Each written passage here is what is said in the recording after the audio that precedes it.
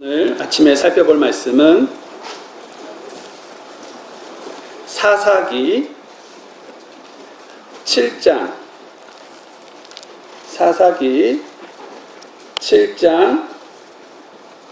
1절에서부터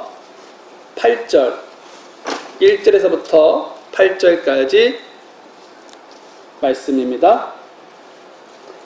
번갈아 가면서 읽어보겠습니다. 제가 먼저 읽도록 하겠습니다.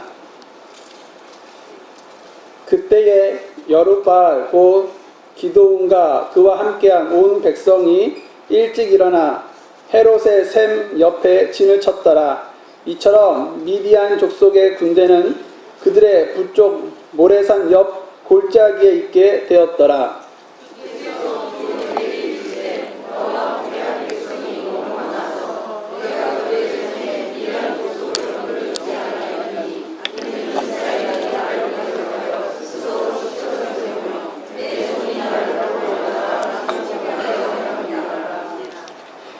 그러므로 이제 가서 백성의 귀에 선포하여 이르기를 누구든지 두렵고 무섭거든 길르앗산에서 일찍 떠나 돌아가라 하라 하시더라. 이에 백성 중에서 돌아간 자가 22,000명이요 남은 자가 10,000명이더라.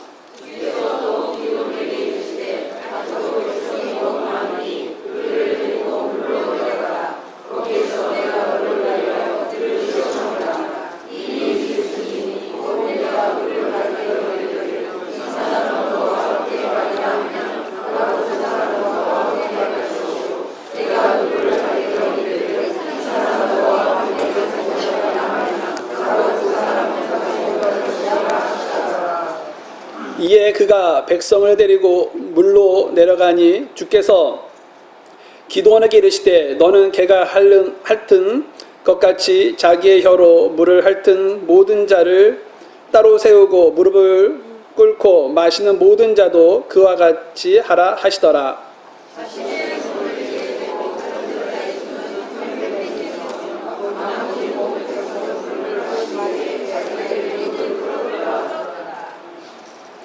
주께서 기드온에게 이르시되 핥아서 먹은 300명으로 내가 너희를 구원하며 미디안 족속을 내 손에 넘겨주리니 다른 모든 백성은 각각 자기 처소로 돌아가게 하라 하시더라.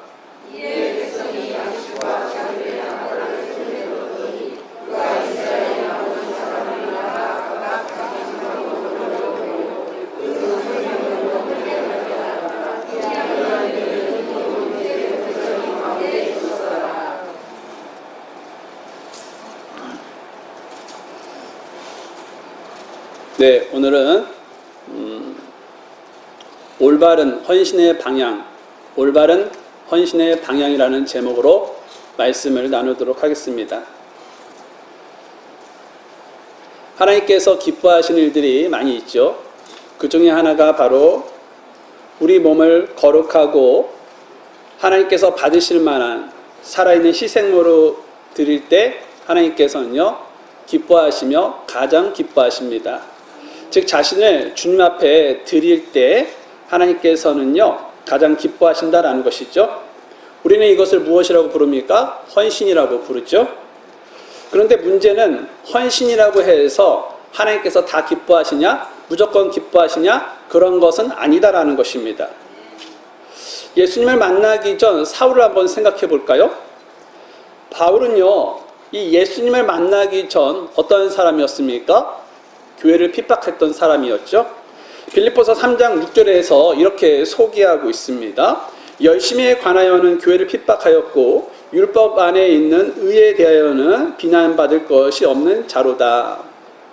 바울은요 예수님을 만나기 전에는요 열심을 가지고 교회를 핍박하는 사람이었다라는 것이죠. 예수님을 믿는 자를 잡기 위해서 어떻게 했습니까? 네, 날마다 집을 찾아다니면서 그리스도인들을 잡아다가 감옥에 이렇게 넘겨주었었죠. 그것도 부족해서 어떻게 했습니까? 네, 스데반을 돌로 쳐서 죽이는 데에 앞장섰던 사람이 바로 바울이었다라는 것이죠. 바울이 이처럼 교회를 핍박하는 일에 헌신적이었습니다. 그런데 하나님께서 이 헌신을 기쁘게 받으셨을까요? 결코 그렇지 않겠죠. 왜냐하면 이것은 잘못된 헌신이기 때문에 그렇다는 것입니다. 그러면 무엇이 잘못된 것입니까? 바로 방향입니다. 방향. 헌신에는 분명히 방향이 있다는 것이죠. 대단한 열심을 가지고 열정적으로 많은 일에 헌신을 하는 것은 중요합니다. 하지만 그것보다 더 중요한 것은 무엇이냐면요. 헌신의 방향이다라는 것이죠. 왜냐하면 방향이 잘못되면요. 아무 소용이 없기 때문에 그렇다는 것이죠. 탈무드에 이런 이야기가 있습니다. 어떤 한 나그네가 길을 가는데 한 예루살렘 쪽으로 가고 있었던 것 같아요. 그런데 앞에 보니까 마차가 보였죠. 그래서 마차를 만나게 되어가지고 너무나 다리가 아파서 나 좀 태워달라고 그렇게 부탁을 했다는 것입니다. 마부는 기꺼이 태워줬죠. 그리고 나그네는 그 마부에게 예루살렘까지 가는데 얼마나 걸리냐고 물어봤습니다. 그러자 마부가 여기서 한 30분 정도 걸릴걸요? 라고 얘기했죠.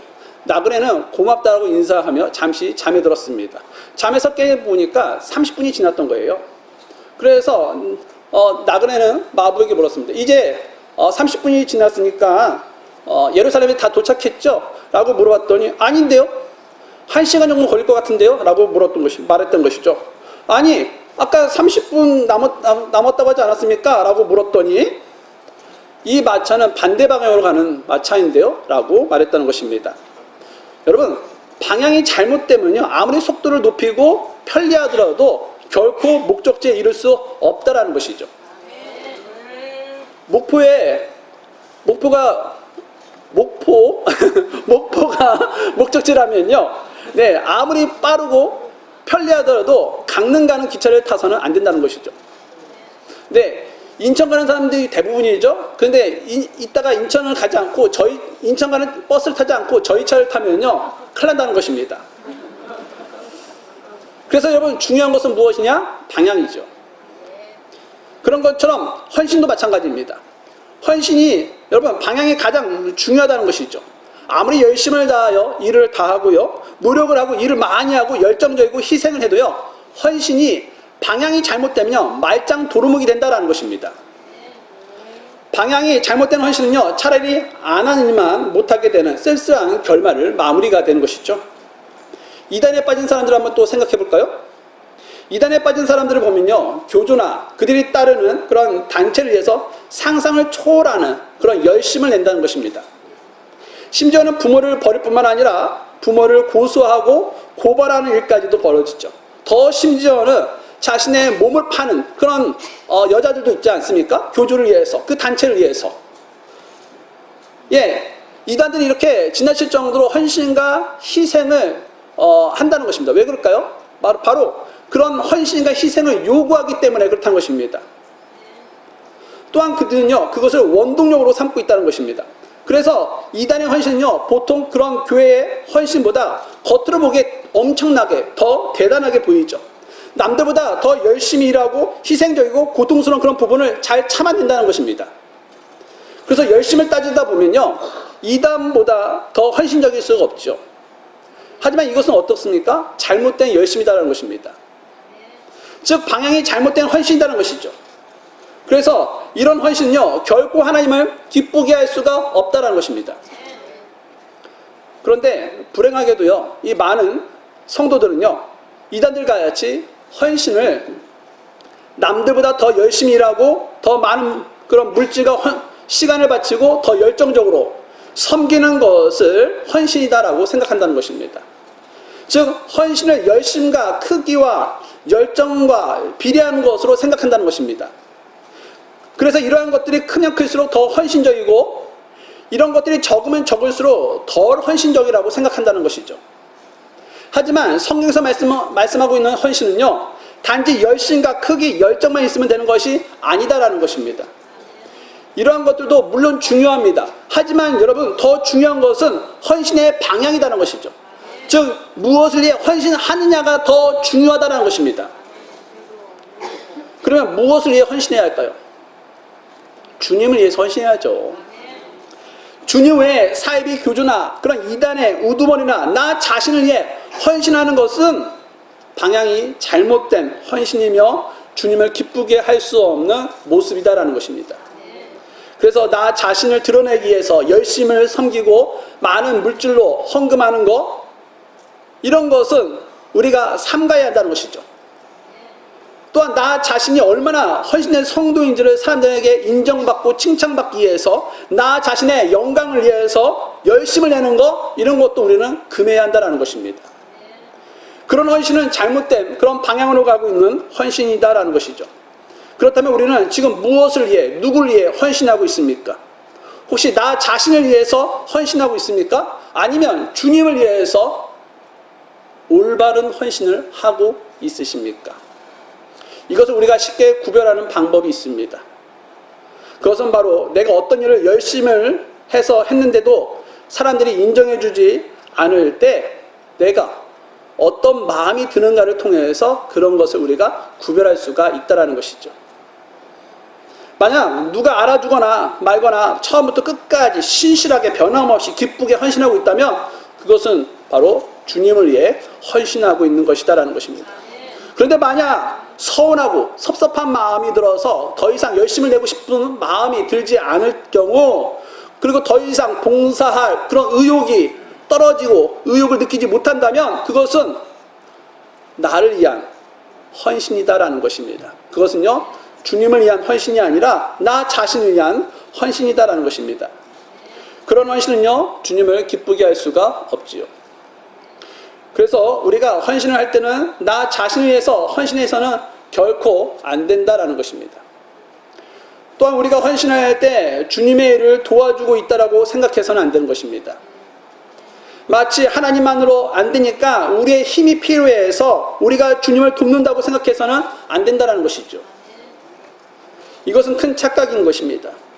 우리는 하나님께서 우리의 도움 없이는 일을 못하는 분으로 생각해서는 결코 안 되는 겁니다. 왜냐하면 하나님은 어떤 분이십니까? 하나님은요, 온 세상을 창조하신 창조주이실 뿐만 아니라 온 세상을 지금도 다스리고 계시는 전능하신 하나님이시기 때문에 그렇다는 것입니다. 그래서 하나님께서 우리의 도움이 필요한 일이라는 있을 수가 없다라는 것이죠. 하나님의 능력이 부족해서 우리의 힘으로 주님의 일을 도와준다고 생각하는 것은 이것 또한 잘못된 방향으로 가고 있는 헌신이다라는 것입니다. 그러면 방향이 올바른 헌신은 무엇일까요? 오늘 우리가 읽은 그런 본문 말씀에서 방향이 올바른 그런 헌신이 무엇인지를 한번 찾아보도록 하겠습니다. 자, 본문 1절 한번 볼까요? 본문 1절을 보면 누가 나와요? 기드온이 나온다라는 것입니다. 그런데 여러분, 이 기드온 이름 앞에 무슨 말이 덧붙였습니까? 네, 여룻바알이 덧붙여 있죠. 네, 이 여룻바알이라는 것은요, 이 기드온의 별명인데요. 여룻바알의 뜻이 무엇입니까? 바알을 대적하다라는 뜻을 가지고 있다는 것입니다. 여룻바알은요, 기드온이 이 바알의 제단을 무너뜨림으로 얻은 별명이죠. 여기서 기드온의 그런 별명까지 등장하는 것을 보면 바알을 섬기는 그런 미디안과 전쟁이 곧 있게 될 것을 암시하고 있다는 것을 알 수가 있죠. 그래서 여러분, 기드온이 어떻게 했습니까? 전쟁에 참여할 그런 사람들을 불러 모았다라는 것입니다. 그러자 기드온과 함께 싸우고자 어떤 많은 사람들이 모였었죠. 그 사람들의 수를 세어보니까 어떻습니까? 몇 명이 모였어요? 네, 32,000이 모였다는 것을 우리가 3절을 통해서 우리가 알 수가 있다라는 것입니다. 자,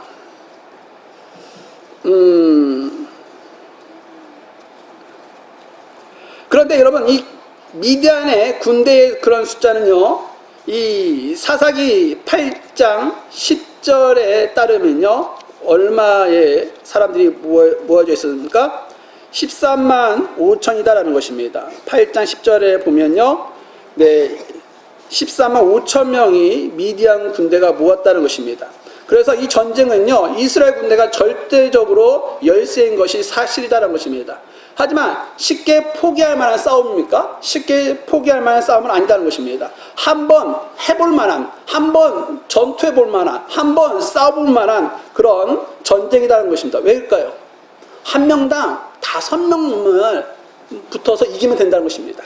한 명당 5명의 적군을 물리치면 이길 수 있기 때문에 한번 해볼 만한 그런 싸움이다라는 것이죠. 우리 보통 한 명당 5명 이길 수 있잖아요. 네. 우리 학창 시절 때 다 그렇게 했잖아요. 그죠? 네. 그래서 아예 이기지 못하는 그런 불가능한 전쟁은 아니다라는 것입니다. 이제 전쟁이 시작하려고 하는 것 같습니다. 그런데 하나님께서 기드온을 부르시죠.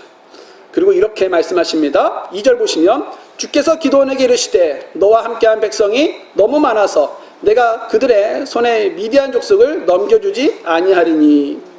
하나님은요 이 기드온에게 당혹스러운 말씀을 하시고 계시죠. 너와 함께한 백성이 너무 많다는 것입니다. 그때 이 기드온의 마음이 어땠을까요? 아마도 답답했을 것이다라는 것입니다. 사실 여러분 5대1은 한번 해볼 만한 그런 싸움 아니겠습니까? 근데 지금보다 군사들을 줄이라고 한 것입니다. 여러분 지금보다 군사들을 줄이면 싸움의 승산이 그리 크지 않다는 것이죠. 그래서 이 기드온은 아마 마음이 복잡했을 것이고 마음이 좀 두려웠을 것이고 힘들었을 것이다라는 것입니다. 그래서 아마도 기드온은요 주님께서 자신을 부르실 때 내신 그런 군사에 대한 그런 약속을 지원해 줬으면 좋겠다라는 그런 생각을 했었는데 하나님께서는 그 외에 그 반대의 말씀을 하셨다라는 것입니다. 그래서 많이 힘들 수도 있었다라는 것이죠. 그런데 주님은요 이 기드온의 마음을 아는지 모르시는지 기드온에게 그 32,000의 군사가 많다고 하셨다는 것입니다. 그래서 줄이라고 하셨다는 것이죠. 이런 것을 보면 하나님의 계산과 우리의 계산은요 전혀 다르다는 것을 알 수가 있다는 것이죠.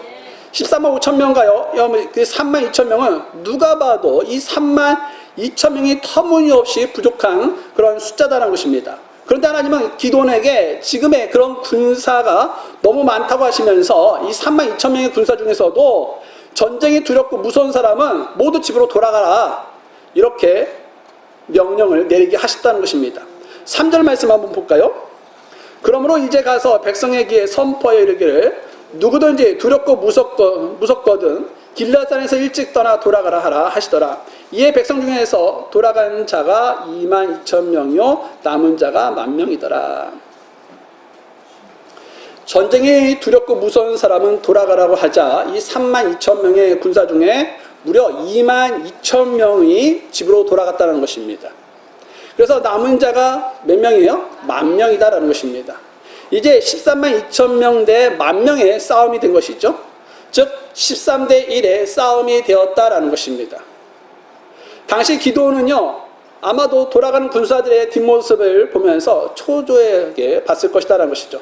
그러면서도 한편으로는 아직은 해볼만 하다라고 스스로 위로했을 것이다라는 것입니다. 왜냐하면요 이 신명기 8장 말씀을 보게 되니까 오래전 그 모세도요 이 두려워서 낙심하는 그런 군사를 집으로 돌려보내면서 다른 군사들의 마음이 약해지지 않도록 이 바로 잡아주는 생각을 가지고 있었기 때문에 그렇다는 것입니다. 기드온도요 이 전쟁에서 이 의욕이란 자신감이 중요했기 때문에 두려워 그런 겁먹은 사람은 오히려 득보다는 독이 될 것이라며 위안으로 삼았을 것이다라는 것입니다. 또 여러분 이 기드온은요 이 돌아가는 그런 군사들의 이런 모습을 보면서요 아직도 해볼 만하다고 생각했던 것은 사사기 4장 이 10절에서 드보라와 이 바락도요 이 군사 1만 명으로 철병거로 무장한 그 시스라의 군대를 물리친 사건을 이 기드온도 알고 있었기 때문에 그렇다는 것입니다. 당시의 철병거는요 오늘날로 말하는 그런 육상의 왕자라고 하는 전차 그러니까 탱크와 똑같은 무시무시한 그런 무기다라는 것입니다. 그런데 그런 철병거가 이 시스라에게 무려 몇 대가 있었다고 성경 말씀해 주시냐면 900대가 있었다라고 말씀해 주고 있다는 것입니다. 그런데 그런 군사 10,000명으로 그런 엄청난 강한 철병거 부대를 이겼다라고 성경은 말씀해 주고 있죠. 그래서 남은 그 10,000명은 기드온에게 아직은 계산이 서는 숫자였다는 것입니다. 10,000명? 드보라 바락도 이길 수 있었잖아. 나도 이길 수 있을 거야 라고 생각을 할 수 있었다는 것이죠. 그런데 하나님은 여기서 멈추지 않으셨죠. 지금 남아있는 10,000명도 많다라고 말씀을 하셨다는 것입니다. 4절 말씀을 보십시오. 주께서 또 기드온에게 이르시되 아직도 백성이 너무 많으니 그들을 데리고 물로 내려가라. 거기에서 내가 너를 위하여 그들을 시험하리라. 이 일이 있을지니 곧 내가 누구를 가리켜 이르기를 이 사람은 너와 함께 가리라 하면 바로 그 사람은 너와 함께 갈 것이요 내가 누구를 가리켜 이르기를 이 사람은 너와 함께 가지 못하리라 하면 바로 그 사람은 가지 못할 것이니라 하시더라. 하나님은요 군사가지 많다고 말씀하시면서 숫자를 더 줄이라고 명령을 하셨죠. 기도는 아까보다 더 당황스러웠을 것이다 라는 것입니다. 왜냐하면요 이 적군이 13배나 많은데도 하나님은 기도원의 그런 군사가 아직도 많다고 말씀하셨기 때문에 그렇다는 것이죠. 하나님은 이번에는 물가로 가서 이 물을 먹는 그런 모습을 보고 그 수를 줄이라고 이렇게 말씀을 하셨다는 것입니다. 자, 5절 보십시오. 이에 그가 백성을 데리고 물로 내려가니 주께서 기도원에게 이르시되 너는 개가 핥은 것 같이 자기의 혀로 물을 핥은 모든 자를 따로 세우고 무릎을 꿇고 마시는 모든 자도 그와 같이 하라 하시더라. 자신의 손을 입에 대고 핥은 자의 수는 300명이었으며 나머지 모든 백성은 물을 마시기에 자기들의 무릎을 꿇었더라. 주께서 기드온에게 이르시되 핥아서 먹은 300명으로 내가 너희를 구원하며 미디안 족속을 내 손에 넘겨주리니 다른 모든 백성은 각각 자기 처소로 돌아가게 하라 하시더라. 하나님은 물을 마시는 모습에 따라 두 무리로 구분하셨죠. 물가에서 무릎을 꿇고 물을 마신 9,700명과 손을 입에 대고 물을 핥은 그런 300명으로 구분하셨다는 것입니다. 그리고 하나님은요 이 중 300명을 선발하시고 그들로 하여금 이스라엘을 구원하겠다라고 말씀을 하셨다는 것입니다. 그러니까 이 10,000명의 군사 중에 이 300명만 남게 되었다는 것입니다. 그런데 여기서 어떤 사람들은요 이 300명을 뽑을 때 그냥 하나님께서 뽑으신 것이 아니라 그들의 특별한 자질을 보고 뽑았다라고 주장합니다. 300명은요 다른 그런 군사들처럼 이 무릎을 꿇지 않고 손을 입을 대고 이런 핥아서 물을 먹었는데 이것은 전쟁을 앞둔 그런 군사로서 경계하는 것으로 합당한 자세이면서 민첩함을 보여주는 자세이기에 하나님께서는 그들을 뽑았다라고 말씀을 하신다는 것입니다. 즉 그들을 특공대처럼 용사 중에 용사로 뽑은 것이라고 해석을 한다는 것이죠. 물론 이것은 나쁜 해석은 아닙니다. 하지만 저는 물을 마시는 그런 모습을 가지고 의미를 두는 것은 무리가 있다라고 좀 생각을 했다는 것이죠. 왜냐하면요, 이 본문에서 중요하게 다루고 있는 것은 물을 어떻게 먹는지 그들의 자세가 아니라 숫자이기 때문에 그렇다는 것입니다. 그래서 하나님은요, 군사들을 계속적으로 돌려보내셨던 것이죠. 하나님께서 원하시는 것은 군사들의 수를 줄이는 것에 있었다는 것입니다. 하나님은 물을 마시는 것을 보고 어느 쪽이 숫자가 적은지를 하나님께서는 주목하며 보셨다는 것이죠. 그래서 만약 반대로요, 이 손을 입에 대고 물을 핥은 그런 군사의 수가 9,700명이고 무릎을 꿇고 마시는 군사의 수가 300명이었다면 하나님은요, 이 무릎을 꿇는 그런 자들을 택하셨을 것이다라는 것입니다. 그럼 왜 하나님은요, 계속적으로 이렇게 군사들의 수를 줄이고 계시는 것일까요? 사실 전쟁에서 이 군사의 수가 많으면 어떠합니까? 유리하죠. 그럼에도 불구하고 하나님은요, 이 32,000에서 이 300명의 이런 군사로 줄이셨다는 것입니다. 그 이유는요, 바로 2절에 나와 있습니다. 본문 2절 한번 볼까요? 2절 한번 다 같이 읽어보겠습니다. 시작.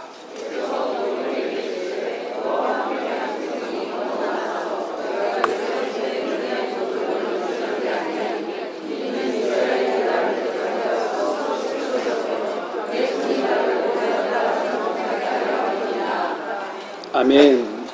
군사의 수가 많아서 전쟁에서 승리하게 되면요, 스스로 치켜 세워서 내 손이 나를 구원하였다라고 하지 못하게 하기 위함이었다라는 것입니다. 많은 군사의 숫자는요, 전쟁 승리 후에 자신들의 힘과 능력을 과시하게 되죠. 그러나 여러분, 도저히 이길 수 없는 숫자를 가지고 전쟁에서 승리하게 되면 이거 하나님이 하셨구나 라고 생각을 하게 된다는 것입니다. 그러면서 하나님의 권능을 인정하게 되고 누구에게 영광 올리게 됩니까? 하나님께 영광을 올려드리게 된다는 것입니다. 그래서 여러분, 이 전쟁의 승리가 하나님의 덕분인 것을 분명하게 알게 하시려고 하나님께서는 계속적으로 숫자를 줄이셔서 단 300명으로 전쟁을 치르게 하셨다라는 것이죠. 여러분, 여기서 헌신의 올바른 그런 방향이 무엇인지를 우리는 알 수가 있게 되죠. 우리들은요, 하나님께 헌신을 한다고 할 때요, 우리의 힘과 능력으로 하나님의 일을 한다라고 생각을 합니다. 마치 하나님으로는 안 되니까 우리의 힘과 능력이 보탬이 돼야지 라고 생각을 한다는 것입니다. 하지만 여러분, 이것은 큰 착각인 것이죠. 왜냐하면 아까도 말씀드렸다시피 우리 하나님은요, 천지의 만물을 지으신 창조주이실 뿐만 아니라 모든 만물을 다스리시는 전능하신 하나님이시기 때문에 그렇다는 것입니다. 그래서 하나님께서는요, 우리의 도움이나 우리를 필요로 하지 않는다는 것이죠. 하나님은요, 모든 일을 자신 안에서 얼마든지 스스로의 권능으로 하실 수가 있다는 것입니다. 만약 하나님께서 우리의 도움을 필요로 한다면요, 하나님은요, 완전한 하나님이 아니라 불완전한 분이 되고 마는 것입니다. 도움은요, 우리에게 필요한 것이지 전능하신 하나님께는요, 필요한 것이 아니다라는 것입니다. 그러면 하나님은요, 우리의 힘과 능력이 필요하지 않는데도 불구하고 왜 우리를 부르시는 걸까요? 하나님은 왜 우리가 헌신하기를 원하시는 것일까요? 그 이유는요, 하나님의 권능이 부족해서가 아니라 우리로 하여금 하나님을 알며 하나님을 알고 하나님을 사랑하며 의지하도록 만들기 위해서 그렇다라는 것입니다. 저는 가끔 이런 질문을 받는 경우가 있어요. 하나님은 모든 것을 완벽하게 알고 계셔서 우리의 필요도 알고 계실 텐데 왜 굳이 우리가 기도해야 합니까? 라는 그런 질문을 받을 때가 있다는 것입니다. 어떠세요? 여러분, 기도해야 합니까? 안 해야 합니까? 네, 기도해야 한다는 것입니다. 사실 하나님은 모든 것을 알고 계시죠. 믿습니까? 네. 우리가 구하지 않아도요, 우리의 형편과 사정을 하나님은 모두 알고 계신다는 것입니다. 우리가 모르는 우리의 필요도 하나님께서는 다 알고 계시죠. 그런데 왜 기도해야 합니까? 왜 구해야 합니까? 에스겔 말씀 한번 볼까요? 에스겔 36절입니다. 에스겔 36장 말씀 한번 보도록 하겠습니다.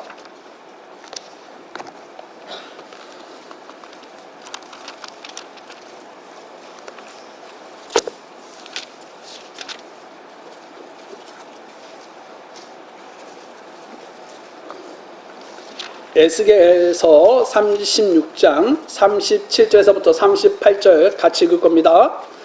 에스겔서 36장 37절에서부터 38절 읽겠습니다. 시작. 주 하나님이 이같이 말하노라. 그럼에도 이것을 위해 이스라엘 집이 내게 구할 것이고 내가 그들을 위해 그것을 행하리라. 내가 그들에게 사람들을 양떼같이 늘려주리라. 거룩한 양떼처럼 예루살렘의 엄숙한 명령들의 양떼처럼 그렇게 피폐한 도시들이 사람들의 떼들로 채워지겠고 내가 주인 줄 그들이 알리라 하라. 당시 이 에스겔 이 대언자는요, 활동한 시기가 언제였냐? 바로 이스라엘의 바벨론 포로 시대였다라는 것입니다. 그런데 하나님은요, 이 에스겔서 36장에서 이 바벨론의 포로로 끌려간 그 이스라엘 백성을 고국 땅으로 돌아가게 하시겠다라고 말씀하셨다는 것입니다. 즉 이스라엘의 회복, 그러니까 이 바벨론으로부터 이스라엘을 구원하시겠다는 그런 내용으로 36장을 써 내려가셨다는 것입니다. 그런데 여러분 37절 말씀해 보게 되니까 회복이 이루어지기 위해서는요, 이것을 이스라엘 집이 하나님께 구해야 한다라고 말씀하고 있다는 것입니다. 그렇게 하면 하나님께서요, 그들 위해 그것을 행하신다는 것입니다. 즉 하나님께서 이스라엘을 회복시켜 주실 것인데 그래도 너희가 무엇을 해야 하냐? 기도해야 돼 라고 말씀을 하셨다는 것입니다. 왜요? 38절 나오죠. 내가 주인 줄 그들이 알게 하기 위해서 그렇다는 것입니다. 사실 기도하지 않으면 모를 수 있는 겁니다. 가령 병에서 나올 때 내가 약을 잘 먹었어, 내가 약을 잘 챙겨 먹었잖아, 그래서 내가 나았다라고 생각할 수가 있다는 것입니다. 또 여러분, 역시 유명한 의사라고 역시 내가 유명한 의사를 만나서 내가 나은 거야 병이 라고 생각할 수가 있다는 것입니다. 성적이 좋을 때는 어떻게 될까요? 네, 내가 열심히 공부해서 내가 열심히 노력해서 이렇게 좋은 성적을 얻은 거야 라고 생각할 수가 있다는 것입니다. 또 어떤 문제에 돈이 좀 들어가서 해결될 때 역시 돈이면 다 되는구나 라고 생각할 수가 있다는 것입니다. 그런데 여러분, 기도하면 어떤 생각으로 바뀝니까? 하나님께서 하셨구나, 하나님께서 주셨구나, 하나님께서 고쳐주셨구나 라고 생각하게 되는 것입니다. 또한 하나님께서 나를 구원하셨구나 라고 생각이 바뀌게 되죠. 그래서 기도하면요, 무엇을 깨닫게 되냐? 하나님의 은혜를 깨닫게 된다는 것입니다. 여러분, 여기서 하나님께서 우리로 하여금 기도하게 하신 이유와 이 본문에서 32,000명에서 3,000명으로 하나님께서 줄이신 이유가 동일한 겁니다. 하나님의 사랑과 은혜를 깨닫게 하기 위해서 그렇다는 것이죠. 즉 하나님을 더욱 사랑하며 의지하도록 만들기 위해서 그렇다는 것입니다. 사실 전능하신 하나님께서 미디안 군사 15만 5천 명을 그냥 물리칠 수가 있었습니다. 굳이 기드온과 300명의 군사를 사용할 필요가 없으셨죠. 하지만 그들을 사용하신 까닭은 그들로 하여금 하나님의 그런 위대한 능력을 보고서 하나님을 사랑하고 의지하도록 하기 위해서 하나님께서는요, 그들을 사용하시고 그들을 헌신하도록 만드셨다라는 것입니다. 하나님의 목적은요, 미디안 군대를 물리치는 그 일 자체가 아니라 그 일을 통해서 이스라엘 백성들이 하나님을 알고 믿고 의지하게 만들게 하기 위한 것이었다라는 것입니다. 이렇게 보면요, 하나님께서 우리에게 헌신하게 하는 목적은 그 일 자체가 아니라 우리가 아무리 잘해도 하나님이 하신 일에 보탬이 될 수가 없는 거구나, 하나님이 하신 거구나 라고 하면서 더욱더 하나님을 의지하게 하기 위해서, 하나님의 은혜를 깨닫게 하기 위해서 하나님께서는요, 우리에게 헌신을 하게 하신 것이다라는 것입니다. 하나님은 우리를 사용하실 때에 우리가 정말 하나님을 알게 하기 위해서, 하나님의 권능을 발견하기 위해서 우리를 사용하신다라는 것입니다. 우리가 잘나서 하나님께서는 우리를 사용하시는 것이 아닙니다. 하나님의 권능이, 하나님의 크신 사랑이 얼마나 큰지 그것을 여러분들에게 알게 하기 위해서 하나님께서는요, 우리를 사용하시고 우리를 헌신자로 부르신다라는 것입니다. 하나님은 우리의 헌신을 통해 무엇을 얻으려고 하시는 것이 아닙니다. 하나님의 관심은 우리가 하는 일이 아닌 우리 자신에게 있다는 것입니다. 우리가 주님의 일에 헌신하는 것을 통해 하나님은 우리가 변화되기를 바라고 계시는 것이죠. 하나님을 더욱더 사랑하고 더욱더 믿고 의지하게 만들기를 하나님은 바라고 계신다는 것입니다. 바로 이 목적을 가지고 우리를 부르시고 우리에게 일을 맡기시고 헌신하게 만드신다는 것입니다. 하나님이 바라시는 올바른 헌신의 방향은 바로 이것인 것입니다. 우리들은 주님의 일에 헌신을 한다고 할 때 마치 우리 힘으로 하나님께 도움을 드린다고 생각을 하는데 그것은 결코 그렇게 생각해서는 안 된 겁니다. 하나님이 내 도움 없이는 일을 하지 못한다고 생각하면서 일을 해서는 결코 안 된다는 것입니다. 그렇게 생각하면요, 자연스럽게 어떻게 될까요? 내 어깨에 힘이 들어가야죠. 그래서 교회에서 내 목소리가 커지게 된다는 것입니다. 마치 내가 대단한 사람이 된 것처럼 행동을 하게 되고 말을 하게 되고 그런 모습을 보이게 된다는 것입니다. 오늘날 교회 안을 보면요, 헌신을 많이 한다고 하는 사람일수록 권위적이라는 것이죠. 어깨에 힘이 많이 들어가 있다는 것입니다. 자신의 헌신을 하나님께 받은 그런 권위나 자랑처럼 생각을 한다는 것이죠. 하지만 이것은 잘못된 방향의 헌신을 한 결과일 뿐이다라는 것이죠. 우리가 하나님이 받으시는 그런 올바른 방향의 헌신을 하였다면 우리는 절대로 권위적일 수가 없습니다.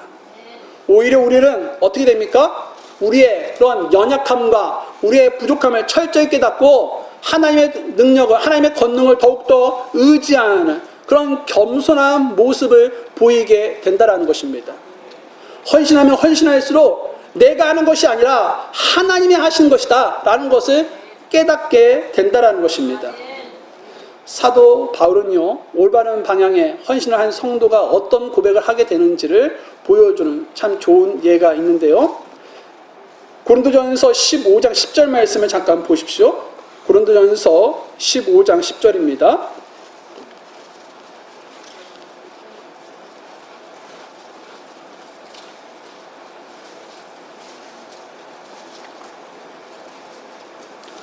고린도전서 15장 10절 말씀을 보면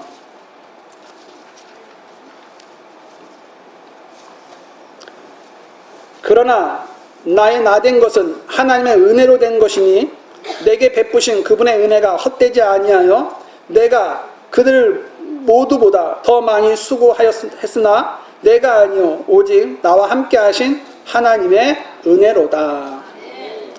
바울은 내가 그들 모두보다 더 많이 수고했다. 내가 너희들보다, 내가 사도들보다 더 열심히 헌신적으로 일했던 것도 너희도 알지 않냐? 난 진짜 열심히 했다. 열정적으로 했다. 많이 수고했다. 이렇게 말을 하고 있는 것이죠. 그야말로 자신의 삶 전체를 하나님께 헌신했다고 말을 하고 있다는 것입니다. 하지만 그렇다고 바울은 자신을 자랑했습니까? 자랑하지 않았다는 것입니다. 오히려 자신이처럼 헌신한 것은 내가 아니요 오직 나와 함께 하신 하나님의 은혜 때문이다라고 고백하고 있다는 것입니다. 이것이야말로 헌신의 참된 의미를 보여주는 것이죠. 헌신은 하나님의 능력이 부족해서 우리의 손을 빌리는 것이 아니다라는 것입니다. 그래서 나를 높이고 자랑해서는 안 된다는 것이죠. 헌신은 하나님의 사랑과 은혜와 긍휼을 깨닫는 것이다라는 것입니다. 그래서 더욱 하나님을 사랑하게 되고 겸손하게 하나님을 의지하게 되는 것이다라는 것입니다. 이것이 바로 올바른 방향의 헌신을 한 결과이다라는 것이죠. 여러분, 올바른 헌신을 하는 분들은요, 교만하지 않습니다. 하나님의 은혜를 깨닫고 하나님의 긍휼을 깨닫고 나같이 부족하고 나같이 연약한 사람이 어떻게 하나님 앞에 쓰임받을 수 있을까 하면서 감사하면서 더욱더 겸손해지면서 하나님의 일을 신실하게 더욱더 감당하려고 주를 더 의지한다는 것이죠. 그것이 바로 올바른 방향의 헌신의 결과인 것입니다. 오늘 우리 모두가 이러한 헌신의 참된 의미를 분명히 깨닫고서 주님의 일에 항상 헌신할 수 있기를 주의 이름으로 바랍니다. 우리가 헌신할수록 하나님을 더욱더 사랑하고 더욱 의지할 수 있게 되기를 주의 이름으로 바랍니다. 헌신하는 나 자신을 자랑하고 높이는 것이 아니라 우리를 헌신의 자리로 불러주신, 우리를 변화시켜 주시고 우리를 사용해 주신 그 하나님께 감사와 찬양을 드릴 수 있는 그런 성도가 되기를 주의 이름으로 바랍니다. 왜냐하면 우리에게 헌신의 마음을 부어주실 때 주님께서 우리에게 그런 헌신할 수 있는 힘도 주님께서 주시기 때문에 우리는 모든 영광을 하나님께 올려드려야 한다는 것입니다. 여러분, 하나님은 헌신하는 자를 찾고 계십니다. 우리 모두가 하나님께서 찾으시는 그런 헌신의 주인공이 되기를 주의 이름으로 바랍니다. 그래서 언제나 하나님을 기쁘시게 하는 우리 모두가 될 수 있기를 주의 이름으로 바랍니다.